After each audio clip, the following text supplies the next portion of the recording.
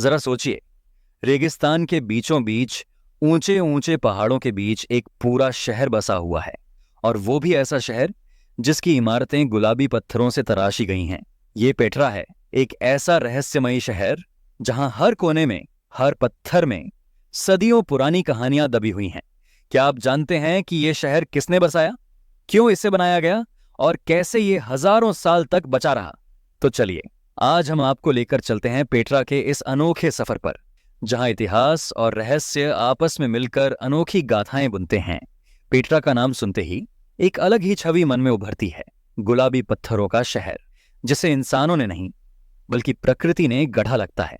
इस शहर को रोज रेड सिटी यानी गुलाबी पत्थरों का शहर कहते हैं।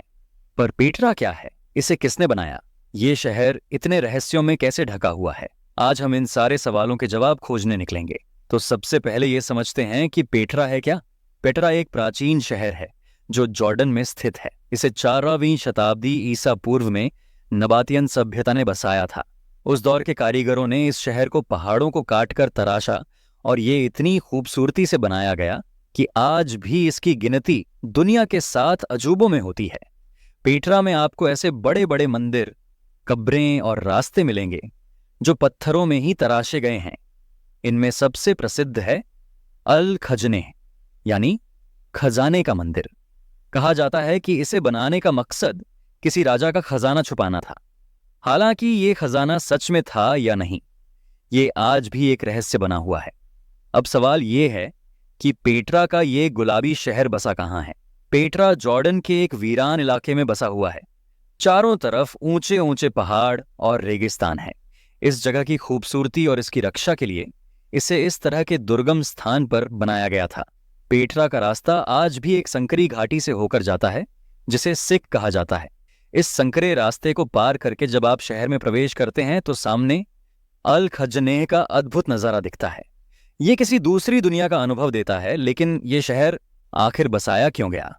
पेट्रा को बसाने के पीछे नबातियन सभ्यता का उद्देश्य व्यापार था। यह शहर उस समय का एक महत्वपूर्ण व्यापारिक केंद्र था, जहां से रेशम, मसाले और अन्य कीमती चीजें लाकर बेची जाती थीं।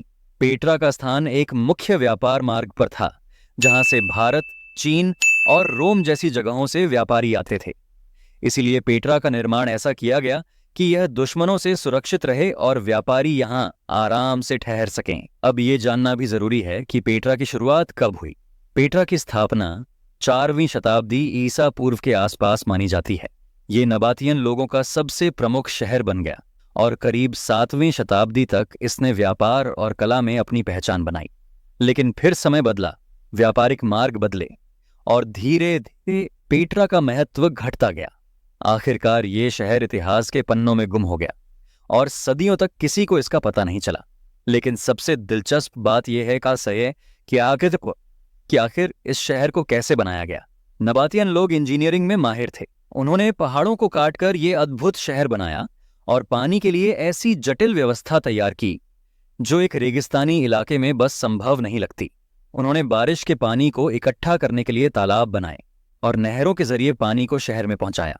यही कारण है कि पेट्रा इतने लंबे समय तक एक हरे भरे व्यापारिक शहर के रूप में बना रहा। यहाँ के गुलाबी और लाल पत्थरों में तराशी गई इमारतें इस जगह को अलग ही पहचान देती हैं। यहाँ हर कोने में वास्तुकला का एक नया नमूना देखने को मिलता है, जिससे साफ पता चलता है कि इस शहर का हर हिस्सा बारीकी से बनाया गया है। पेट्रा में कई ऐसी कहानियां हैं जो इसे और भी रहस्यमयी बनाती हैं। अल खजनेह के बारे में एक कहानी ये है कि इसमें एक महान राजा का खजाना छुपा हुआ है। लोगों का मानना था कि इसके अंदर अनमोल हीरे जवाहरात हैं। हालांकि सच में ऐसा कोई खजाना कभी मिला नहीं, लेकिन इस कहानी ने इस मंदिर को हमेशा रहस्यमयी बना रखा है। यहाँ की हर इमारत से कोई ना कोई कहानी जुड़ी हुई है।